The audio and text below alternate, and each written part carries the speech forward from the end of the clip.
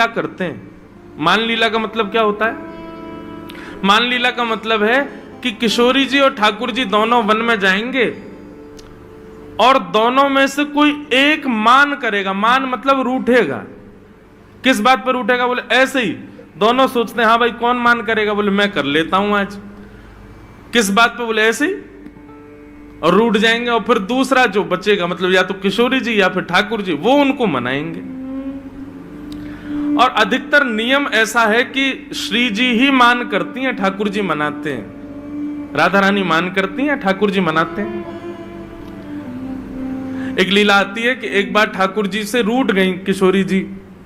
ठाकुर जी बोले आप रूठ क्यों गई? बोले ये नीली नीली मणि आप जो पहन करके आए हो, इसमें एक गोपी का चित्र दिखाई दे रहा है मुझको। ये कौन है?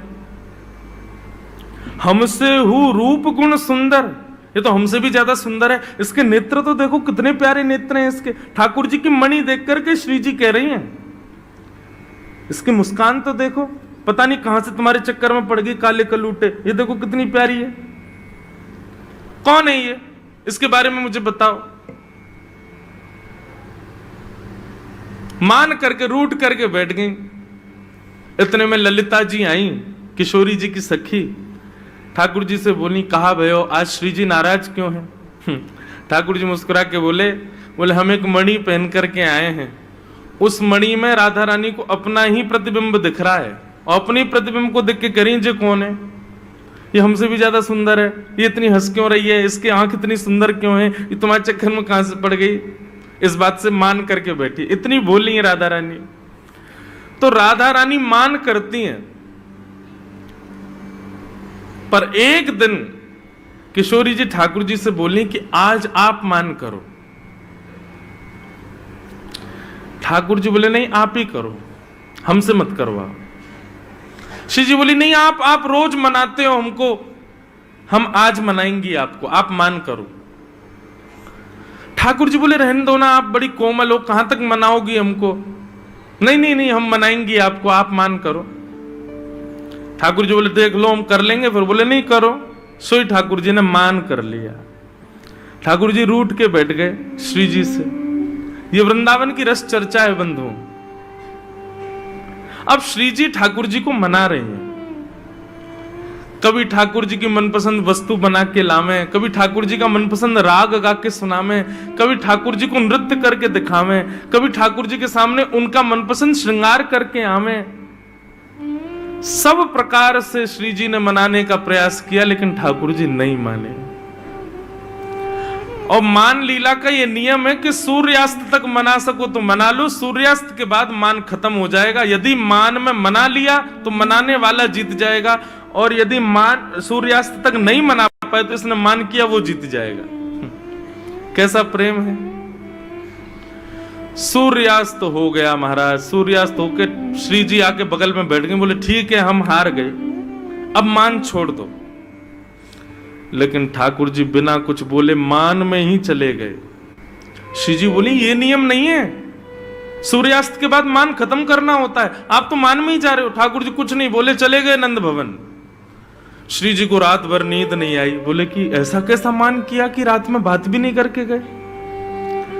दूसरे दिन फिर ठाकुर जी गौचारण के लिए आए। श्री जी आई, ठाकुर जी अब भी मान में ही बैठे थे। श्री जी बोली देखो ये बहुत ज्यादा हो रहा है, आप कल से मान करके बैठो, रात में बात भी नहीं करके गए और अभी भी मान कर रहे हो। फिर श्री जी मनाने लगी, ठाकुर जी फिर नहीं माने, और रात में फिर बिना बात किए चले गए। 2 दिन हो गए, अब तो श्री जी से सहन नहीं हुआ। इतनी व्याकुल हो गई श्री जी। कल तीसरा दिन है, कल अंतिम प्रयास करूंगी, यदि नहीं माने तो मैं यमुना जी में जल समाधि ले लूंगी। और तीसरे दिन श्री जी मनाने लगी, ठाकुर जी फिर नहीं माने। सो श्री जी उठ करके यमुना जी के तट पर चली गई। जैसे ही श्री जी के नेत्रों का अश्रुबिंद आकर के यमुना जी के जल में एक बूंद गिरा, यमुना जी का संपूर्ण जल लाल पड़ गया। यमुना जी प्रकट हो गई। हे श्यामा जी, आपको किसने विरह दिया इतना? इतनी वेदना आपके हृदय में हो रही है, अभी आपके अश्रुबिंद का ताप इतना था, इतना ताप तो हमारे भैया यमराज नहीं देते किसी को नरक में, जितना ताप में आप हो इस वक्त। आप बताइए तो सही, किसने दिया आपको ये? श्री जी थोड़े भाव में बोली, तुम्हारे श्याम सुंदर मान करके बैठे, 3 दिन हो गए, रीझ ही नहीं रहे। यमुना जी बोली, हमारी श्री जी को हमारी श्री जी को श्रम करा रहे हैं, रुको मैं बताऊं इन्हें। तो यमुना जी गई महाराज, और ठाकुर जी जैसी पीतांबरी, ठाकुर जी जैसा श्रृंगार, ठाकुर जी जैसा मुकुट, ठाकुर जी जैसे बिल्कुल कानों में कुंडल, ठाकुर जी जैसे बिल्कुल डिट्टो कड़ूला, ठाकुर जी जैसी वंशी, ठाकुर जी जैसा श्रृंगार। और श्रृंगार करके जैसे ही यमुना जी आई, श्री जी देख कर, अरे श्याम सुंदर आप मान गए? यमुना जी बोली, हम श्याम सुंदर नहीं है, हम यमुना जी हैं। अरे आप तो बिल्कुल श्याम सुंदर जैसी लग रही हो, आपकी महक भी बिल्कुल श्याम सुंदर, बोली भी श्याम सुंदर, चाल ढाल सब श्याम सुंदर।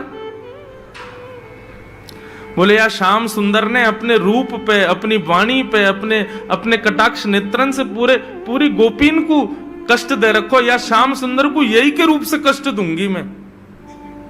आप यहीं बैठी रही हो राधा रानी, मैं अभी जाऊं।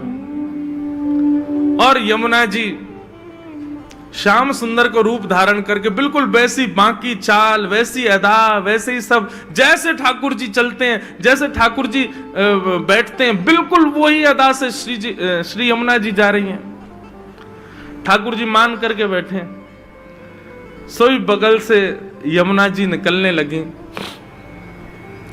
नूपुरों की आवाज जैसी छमछम आई, तो ठाकुर जी बोले, ये तो हमारे नूपुरन की आवाज है, हम तो यहीं बैठे हैं, ये आवाज कहां से आ रही है? और जैसे ही ठाकुर जी ने पीछे देखा, श्याम सुंदर विचरण कर रहे हैं। ठाकुर जी बोले, जे कौन है? ठाकुर जी कहे, ओ भैया, कौन हो भैया तुम? यमुना जी बोली, हम श्याम सुंदर। ठाकुर जी बोले, श्याम सुंदर तो हम हैं। बोले, तुम नकली भेलू पियाओ, असली हम हैं। बोले, ऐसे कैसे? तुम पे वंशी बजानी आवे? देखो मैं वंशी बजा के दिखाऊं। ठाकुर जी ने वंशी बजाई, उससे बढ़िया यमुना जी ने बजा दी। बोले, मेरे पास काली कमली, तुम्हारे पास है? यमुना जी ने अपनी काली कमली दिखा दी। सब प्रकार से ठाकुर जी अपनी वस्तु दिखावें और यमुना जी उसको प्रस्तुत करें। बोले, अब कैसे सिद्ध हो कि असली श्याम सुंदर कौन है? यमुना जी बोली, मैं एक टेर बजाऊंगो, यदि मेरी टेर सुन के राधा रानी बगल में आके खड़ी है गई, तो समझो वही असली श्याम सुंदर, जाके बगल में किशोरी जी आके खड़ी हूं। अब ठाकुर जी बोले, हम तो मान करके बैठे, हमारे बगल में तो आएंगी नहीं, वो इन्हीं के बगल में आएंगी। जैसे ही टेर बजाई, श्री जी आने लगी।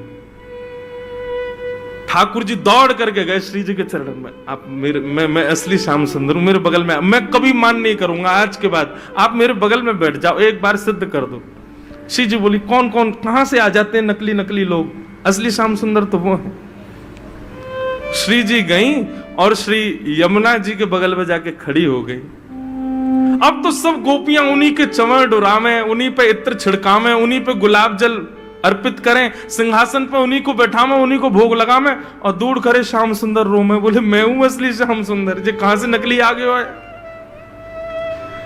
जैसे ही श्याम सुंदर रुदन करने लगे, श्री जी बोली, अब ठीक है, अब मान खत्म हो गया है, अब आप बुला लो। तब यमुना जी गई और श्याम सुंदर को जाके हृदय से लगायो। बोले, हे श्याम सुंदर, आप ही हो असली श्याम सुंदर, हम तो श्री यमुना जी, हम तो यमुना महारानी है। बस आपसे एक ही प्रार्थना है, आज के बाद वचन दो, हमारी श्यामा जी को कभी कष्ट नहीं दोगे। तब श्याम सुंदर ने यमुना जी को वचन दियो। बोले, आज से हम नियम लेते हैं कि जब ये मान करेंगी तब हम इनको मनाएंगे, और जब हमें कोई बात बुरी लग जाएगी तो वह भी हम इन्हीं से कह देंगे कि हमको ये बात बुरी लग गई है, मान करो आप ही, हमें ये बात बुरी लगी, आप ही गुस्सा हो जाओ, फिर तब भी हम ही मना लेंगे। यमुना जी बोले, हाँ बस यही नियम रखना, आप कभी मान मत करना, श्री जी ही मान करें। तब से हमारे वृंदावन में सब वैष्णव कहते हैं श्याम सुंदर श्री यमुने महारानी की। तब से श्री यमुना जी श्याम सुंदर है। इसलिए यमुना जी का कहीं चित्र भी दिखेगा ना तो वो वही पीताम्बरी में मुकुट में ही दिखाई देती हैं।